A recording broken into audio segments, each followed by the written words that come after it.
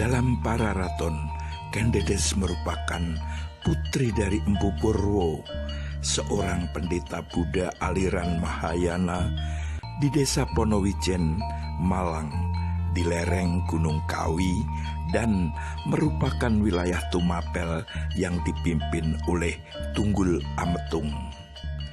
Sebagai seorang anak dari Brahmana, Kendedes sangat meyakini nilai-nilai agama untuk membentuk jati diri dan kepribadiannya.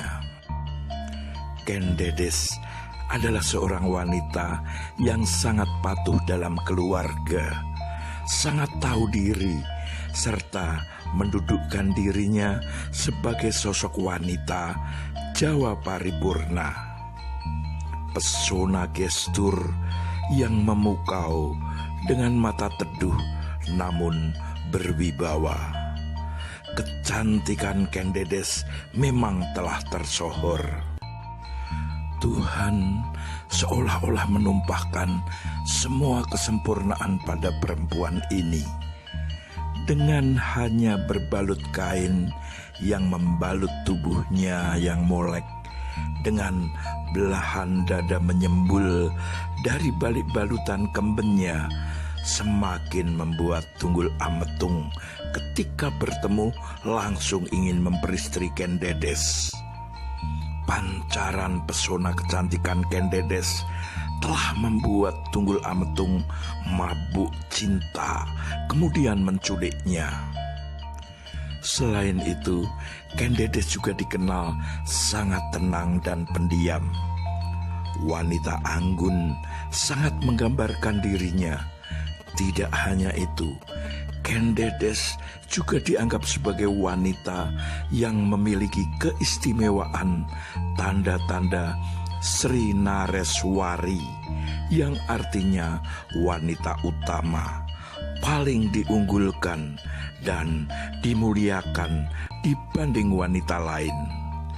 Selain itu, dikatakan pula kalau ia sebagai seorang penganut Buddha Mahayana yang telah menguasai ilmu karma amamadang atau cara untuk lepas dari samsara. Tindakan atau perilaku inilah yang membuat Kendedes berkaitan dengan tanda istimewa yang ia miliki, disebut rahsya. Dalam Pararaton tertulis, tersingkap betisnya yang terbuka sampai rahasianya lalu terlihat oleh Ken Arok. Dari kejadian tersebut dimulailah peristiwa berdarah di mana Ken Arok ingin memperistri Kendedes yang diramalkan oleh Resi Lohgawi. Barang siapa yang menikahi Kendedes akan menjadi raja dan segala keinginannya tercapai. Karena itulah Ken Arok membunuh Tunggul Ametung. Dalam suatu kisah dapat ditarik kesimpulan bahwa Kendedes merupakan saksi mata pembunuhan Tunggul Ametung. Kemudian ia justru rela dinikahi oleh pembunuh suaminya. Hal ini membuktikan kalau antara Kendedes dan Ken Arok sesungguhnya sudah ada hubungan dan saling menyintai, sehingga ia pun mendukung rencana pembunuhan Tunggul Ametung. Perlu diingat pula kalau perkawinan Kendedes dengan Tunggul Ametung dilandasi rasa keterpaksaan.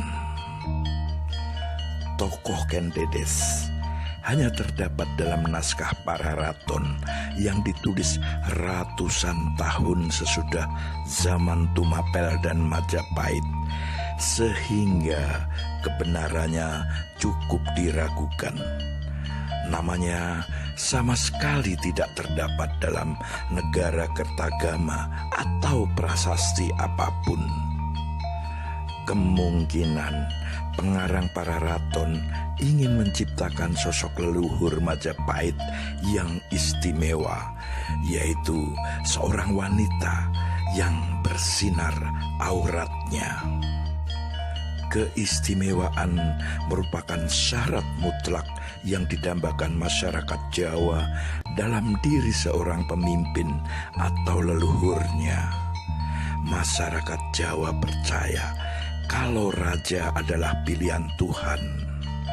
Ken Dedes sendiri merupakan leluhur raja-raja Majapahit versi para raton.